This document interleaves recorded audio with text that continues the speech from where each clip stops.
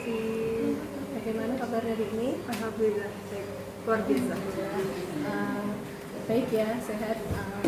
Ini begini Gunawan terkait dengan tugas CPT saya.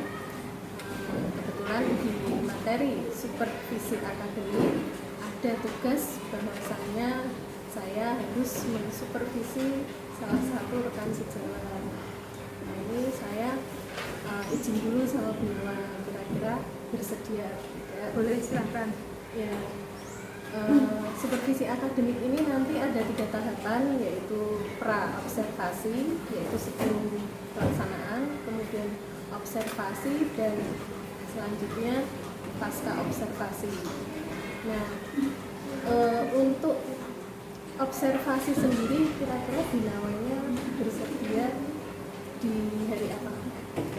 Hari Selasa tanggal 2. Oke. Hari ini ya, Bu? Iya. Nah, nanti habis ini bisa. Oh iya, siap. Sudah persiapan sebelumnya? Ada. Berarti sudah siap dengan materi ya? Sudah. Materinya apa? Nanti tentang iklan dan bisa tunggal dan bisa campuran.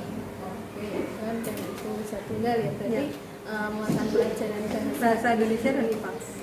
Kemudian tujuan pembelajarannya yang akan dicapai itu? Membaca ya. Oke, tidak apa-apa. Yang pertama itu dengan mengamati iklan, siswa dapat menganalisis informasi yang disampaikan paparan iklan dari media cetak dengan tepat. Itu nanti saya ambil dari buku tematik. Terus yang kedua, nanti dengan diskusi, anak-anak bisa menyimpulkan isi teks iklan dengan benar. Yang ketiga, nanti yang IPA dengan melalui percobaan Bu Desi, percobaan bisa tunggal dan bisa campuran, itu anak-anak bisa mengelompokkan mana yang zat tunggal, mana yang zat campuran dengan tepat. Sama yang terakhir, mereka melaporkan hasil percobaannya pakai LKPD. Sudah sangat lengkap tujuan pembelajarannya. Kemudian strategi yang dipersiapkan Gunawan Nanti dengan menggunakan strategi diskusi tanya jawab dan percobaan. Kemudian yang area yang tidak dicapai, misalnya penggunaan nanti entah itu anak kreativitas anak atau mungkin Itu meningkatkan rasa ingin tahu anak. saya kira untuk pra-observasi sekian dulu Gunawan, nanti bisa dilanjut ke langsung ke pelaksanaan atau observasi. Terima kasih Gunawan. Assalamualaikum warahmatullahi wabarakatuh.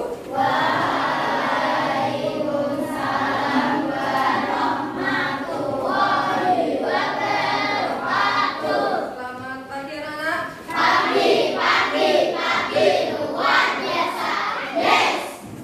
Alhamdulillah hari ini kita bisa berkumpul lagi setelah libur berapa hari? 4 hari. Menyenangkan liburannya?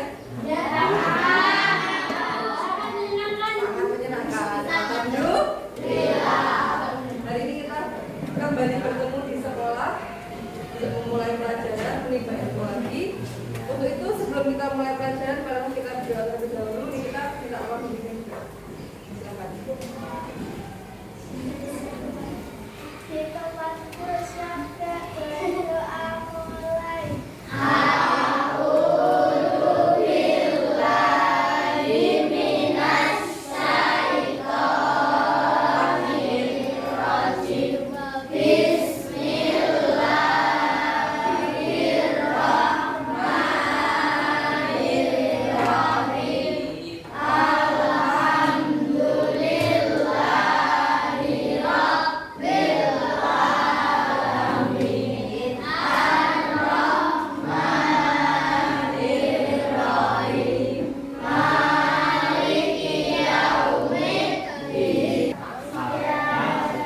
Sudah siap belajar?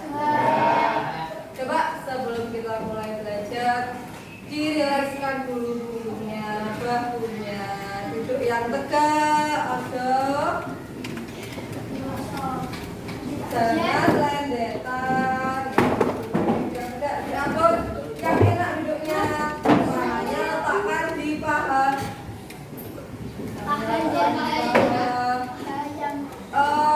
Apa ini namanya? Pundak bahunya dirilekskan. Sudah? Yuk, saya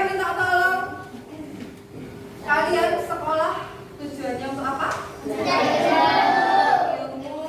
Bonusnya satu. Mencari ilmu, menimba ilmu. Maka fokuskan tujuanmu untuk hari ini kita bersama-sama menimba ilmu. Sudah siap? Siap. Sebelum mulai tepuk semangat.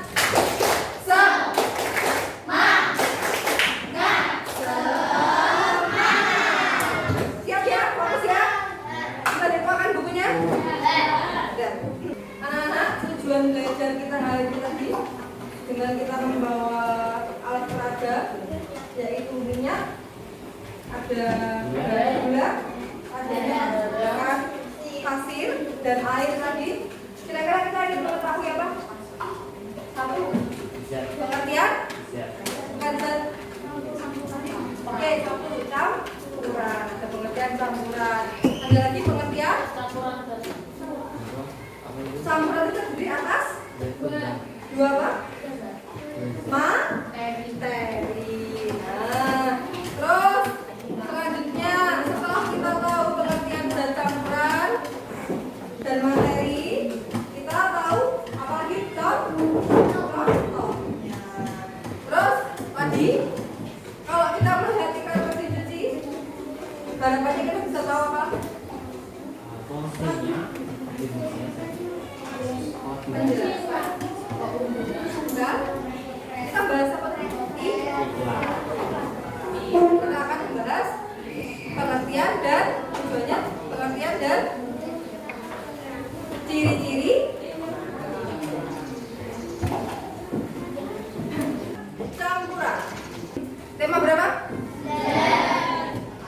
Ingat waktu itu kita pernah membahas tentang iklan, kenapa menunjukkan video iklan?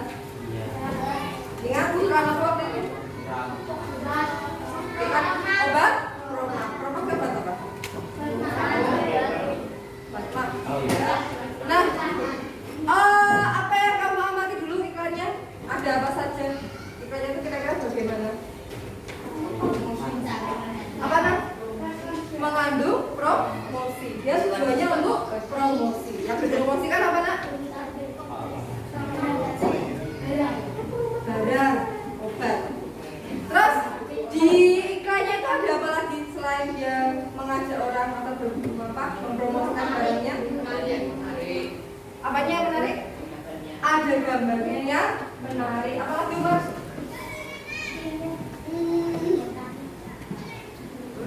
Siapa bisa? Selain gambarnya menarik, dia tujuannya untuk mempromosikan barang. Ciri-ciri iklan apa? Apa ya? Bahasanya bukan bahasa yang biasa. Nah, hari ini saya minta tolong dibuka bukunya halaman 2. Ya. Ada gambar apa di halaman 2? Mesin cuci mereknya Mesin. Terus ada apa lagi tulisannya? Kapasitasnya 10 kg. Ada gambar apa? Mesin cuci. Terus ada tulisan itu apa aja?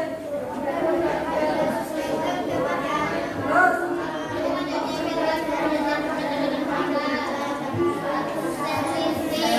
kira-kira 3 tulisan itu apanya? Apanya mesin cuci? Dia menerangkan tentang apa? Fungsinya. Apalagi? Kegunaan. Satu lagi? Oh, dia bisa mencuci bed cover. Ini kan bisa. Apa? Keunggulan. Di situ ada judulnya. Judulnya apa nak? Mesin. Nah, itu adalah ciri iklan yang pertama tadi, yaitu ada judulnya. Yang kedua ada kalimat penjelas. Yang mana yang kalimat penjelas? Yang mana? Kalau yang kapasitas itu apa? Nah, kapasitas itu adalah kalimat penjelas. Dia dijelaskan di situ bahwa ada berapa kapasitasnya? 10.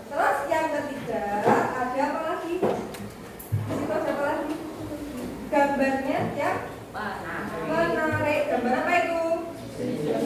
Tapi setelah mesin cuci, iklan mesin cuci nggak mungkin iklannya blender ya. Nah, terus yang terakhir 3 kalimat tadi dia merupakan kalimat keunggulan barang yang akan diiklankan. Masih ingat apa itu kan?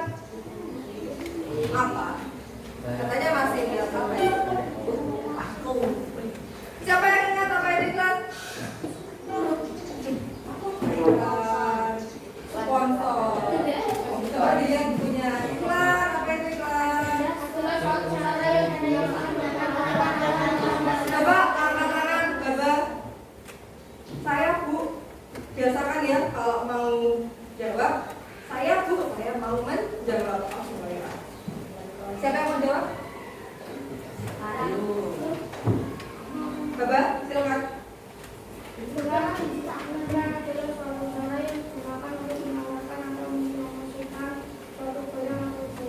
Ya, betul. Suatu cara yang digunakan untuk mempromosikan atau menawarkan barang dan jasa. Bisa barang, bisa jasa. Tujuannya apa?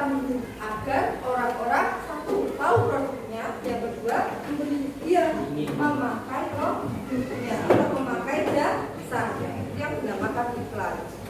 Masih ingat kemarin iklan itu ada 2 jenis? Apa aja yuk? Iya betul, cetak dan cetak itu contohnya koran atau majalah. Betul, satu lagi? Iya. Yang di televisi, radio, iklan itu namanya iklan elektronik. Ada iklan cetak sama iklan elektronik. Kalau iklan elektronik tadi di internet, televisi, radio. Kalau yang iklan cetak, contohnya ada di majalah, koran, buku, baliho. Tahu baliho? Baliho itu yang MMT besar di jalan raya itu, namanya baliho. Terus di brosur bisa. Itu contoh dari iklan cetak. Bedanya apa? Kalau dicetak berarti di print disebarkan lewat media kertas atau media media kain atau MNT, itu yang namanya media cetak. Kalau yang elektronik tapi kita menggunakan bantuan iklan elektronik. Nah, setelah tahu apa itu iklan, ini tadi unsur-unsur iklan. Yang pertama, biasanya cuma memuat judul iklan. Kalau di bukumu itu judulnya apa tadi? Isinya yang mana? Isinya yang mana? Bukan semuanya. Siapa yang tahu? Tulisannya yang mana? Yang atas tadi katanya judul. Isi iklan adalah 3 poin yang menjelaskan tentang kegunaan mesin cuci. Terus di situ ada alamat dan kontaknya nggak? Ada. Berarti iklan yang baik itu seharusnya dilengkapi dengan alamat atau kontak. Nah kalau mau beli di mana kan begitu ya?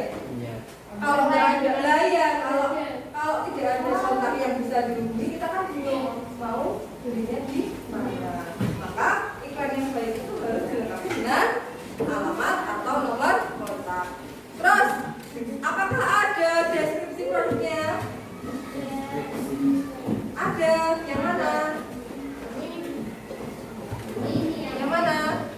Deskripsi produk itu menjelaskan produknya. Oh, produkku kuat menampung berapa kilo tadi? 10 kilo apa? Kalau mesin cuci buat apa?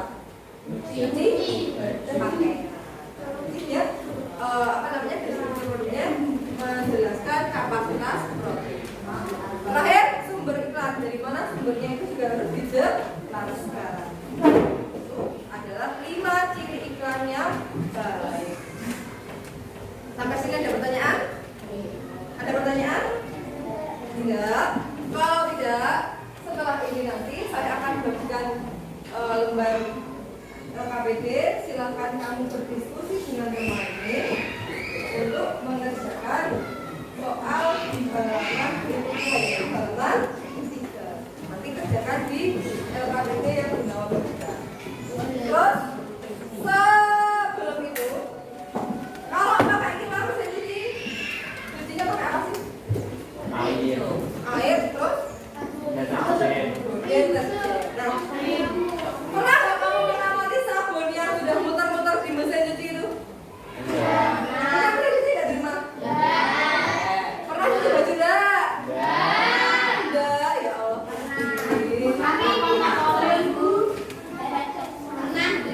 Bisa cuci baju nggak? Biar caranya nyuci baju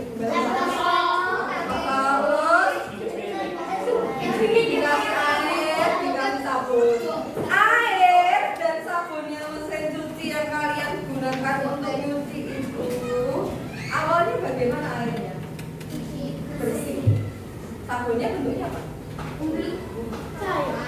Ada yang cair, ada yang bubuk. Terus biar bajunya bersih, air sama sabunnya itu diapakan? Diputer. Setelah kamu campur air dan sabunnya, itu mereka berdua bentuknya jadi seperti apa? Berbusa. Bergelombang. Apakah bisa setelah kamu campurkan air dan sabunnya tadi dipisahkan kembali? Hari ini kita juga akan belajar mengenai 2 zat yang bisa dicampur atau dan 2 zat yang tidak bisa dicampur. Silakan buka bukunya halaman 5.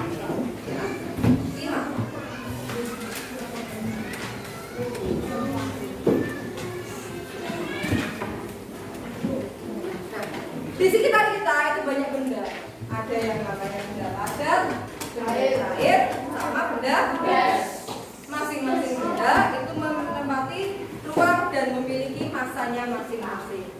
Artinya, benda-benda tersebut bisa diukur volumenya dan ditimbang masanya. Tadi katanya sudah siap belajar. Kalau siap belajar, posisinya duduk gimana? Ya. Segala sesuatu yang memiliki massa itu disebut materi. Apa? Materi itu apa? Segala sesuatu yang memiliki massa itu disebut sebagai materi. Nah, materi itu nanti kita bisa kelompokkan menjadi 2, zat tunggal sama zat campuran. Yang dinamakan zat tunggal itu apa? Siapa bisa?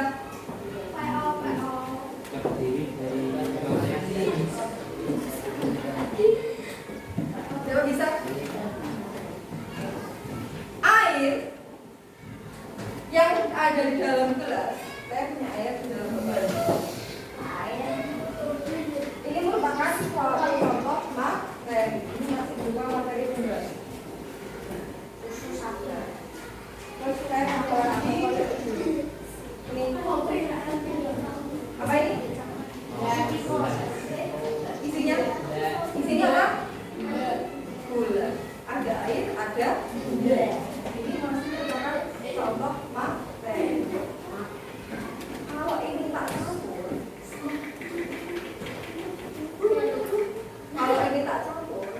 airnya tak masukkan ke dalam gelas berisi gula, tak aduk-aduk.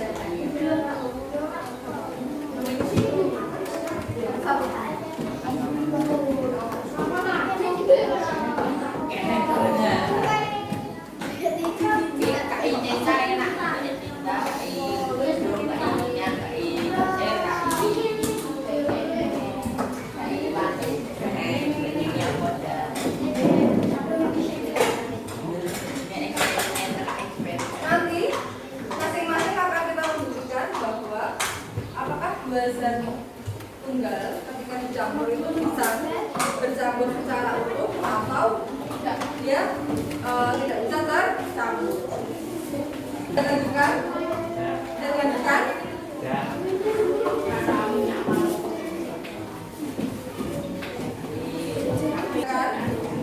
Kita belajar dulu mengenai zat tunggal. Halo. Zat tunggal, namanya aja tunggal berarti jumlahnya anggap saja dia jomblo. Kalau yang namanya tunggal berarti satu, dia adalah materi yang banyak tersusun atas satu jenis zat. Berarti halo,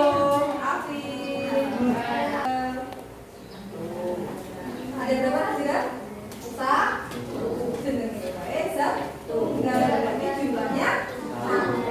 Contohnya apa? Berapa punya satu? Mas. Ini adalah contoh dari zat tunggal. Ada lagi ini yang udah buat tadi rasanya manis. Ada lagi yang buat masak rasanya asin.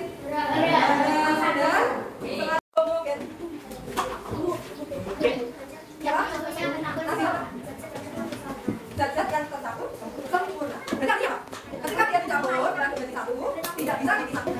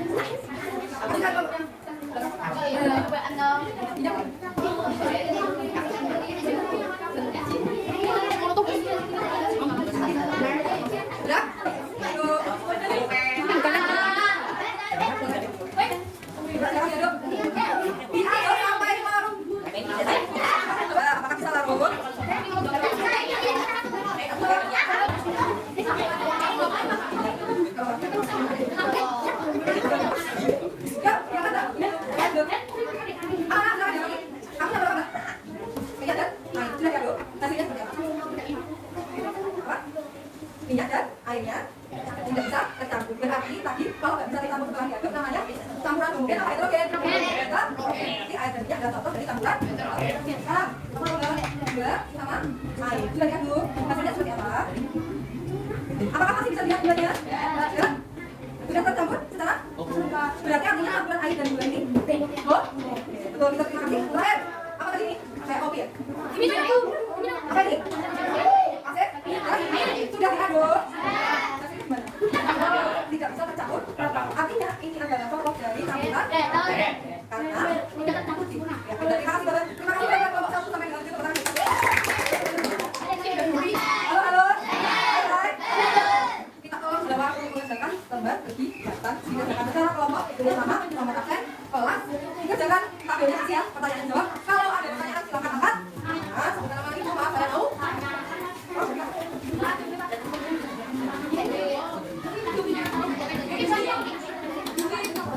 Silakan kamu berdiskusi dengan teman satu kelompoknya.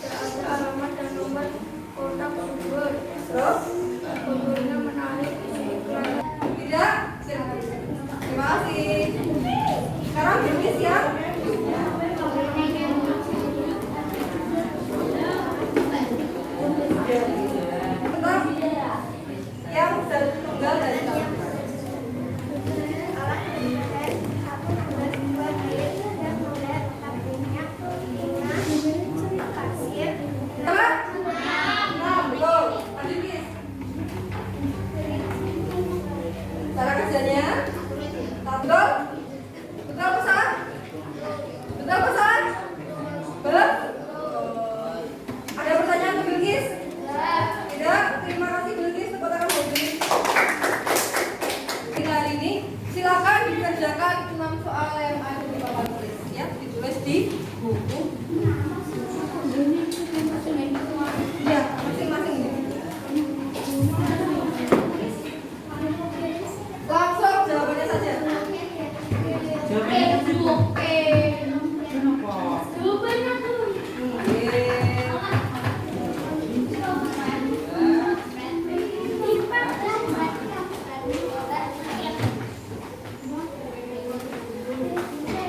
Kelihatan ya? Sampai 5 saja, Bu. 6 nanti.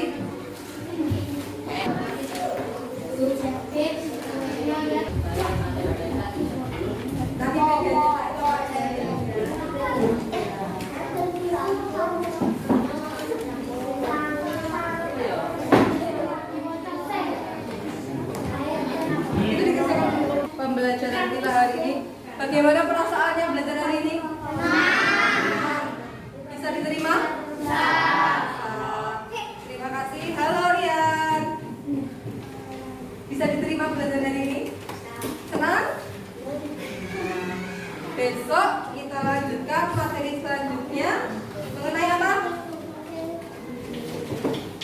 Membuat iklan. Kalau hari ini kita sudah tahu apa ciri-ciri iklan, bagian-bagian iklan, pertemuan selanjutnya kita akan belajar membuat iklan sendiri. Begitu ya? Terima kasih. Sebelum kita akhiri, mari kita menyanyikan lagu Suwe Ora Jauh Bisa bersama-sama kita. Ya, 1, 2, 3. Suwe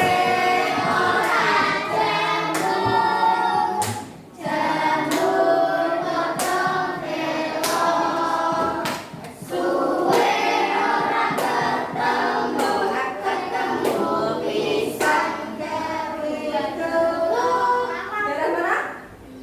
Jawa.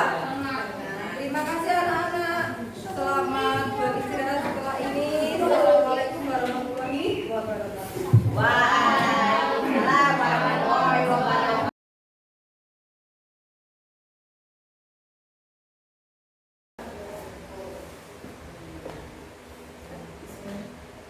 Selamat siang Bu Ari, selamat siang Bu Nala. Selamat siang. Perkenalkan Bu Ari ini adalah pengajar praktik guru penggerak. Beliau adalah PP saya kebetulan. Di sini saya akan mereview pembelajaran yang sudah Bu Nala laksanakan pada tanggal 2 ini. Seperti yang saya jelaskan di awal, kalau supervisi akademik yang saya laksanakan ada 3 tahap, yaitu pra observasi, kemudian observasi, dan yang ketiga adalah pasca observasi. Nah, di kegiatan ini saya akan mereview pembelajaran yang Bu Nawal laksanakan. Kiranya nanti Bu Nawal berkenan ya kalau seandainya videonya nanti akan dipublikasikan. Ya, salah. Yang pertama Bu Nawal, kemarin Bu Nawal sudah mempraktikkan pembelajaran berdiferensiasi, KSE, dan juga budaya kualitatif di kelas 5. Menurut Bu Nawal sendiri, apakah pembelajaran yang dilaksanakan Bu Nawal berhasil? Kalau menurut saya sudah berhasil, namun memang saya akui belum sempurna. Belum sempurnanya mungkin bisa diceritakan Bu Nawal di mana? Belum sempurnanya itu pada saat diskusi dan pengamatan, seharusnya media yang digunakan itu anak-anak bisa membawa sendiri dari rumah. Jadi yuk semuanya yang menyiapkan anak-anak. Kalau kemarin kan saya yang menyiapkan. Dengan begitu kan kreativitasnya anak-anak itu lebih bisa ditingkatkan, rasa inginannya bisa ditingkatkan, dan kemampuan saya juga bisa ditingkatkan. Kalau hanya dari saya seperti kemarin, itu anak-anak masih terbatas. Gitu. Ya, kemarin memang saya lihat semuanya kelihatannya Bu Nawal ya yang Iya. ya. Nah, kemudian untuk di berikutnya mungkin apa yang strategi apa yang Bu Nawal ingin lakukan biar lebih mempersiapkan pembelajaran lebih optimal lagi. harus ada koordinasi dulu sebelumnya dengan anak-anak. Jadi anak-anak saya siapkan besok kita mau praktek. Kemarin mengamati campuran sama setunggal. Anak-anak saya suruh mengutarakan idenya. Kira-kira yang mau dicampurkan itu apa saja, biarkan mereka yang menciptakan sendiri. Kemudian dari yang iklan seharusnya saya membawa itu benda konkret, misalnya dari koran atau video di YouTube, karena kemarin saya hanya menggunakan contoh yang ada pada buku tematik. Gitu ya. Jadi untuk pembelajaran berikutnya Bu Nawa sudah punya strategi yang bisa dilaksanakan nantinya ya. Kira-kira kalau strategi yang Bu Nawa akan laksanakan itu kira-kira selain itu apa lagi Bu Nawa? Mungkin yang lain penambahan sumber belajar Bu, karena kemarin sumber belajarnya anak-anak itu hanya sebatas dari buku tema dan PowerPoint yang saya sampaikan. Harusnya mungkin bisa anak-anak saya suruh bawa gadget sehari, jadi biar biasa dia googling sendiri dari pengertian contoh segala macam, biar dia belajar sendiri. Sama mungkin contoh yang lebih nyata lagi sih saya buat. Kira-kira untuk pelaksanaan pembelajaran yang Gunawa laksanakan nanti agar lebih optimal, adakah seseorang di dekat Gunawa yang bisa membantu?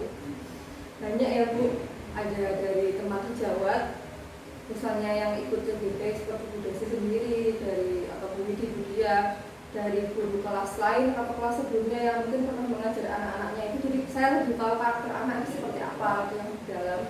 Atau mungkin bahkan dari bapak kepala sekolah, saya bisa langsung kawruh ke bapak, kira-kira kalau saya mengajar seperti ini menurut bapak gimana, kan nggak apa-apa ya kita berdiskusi ya kan kepala.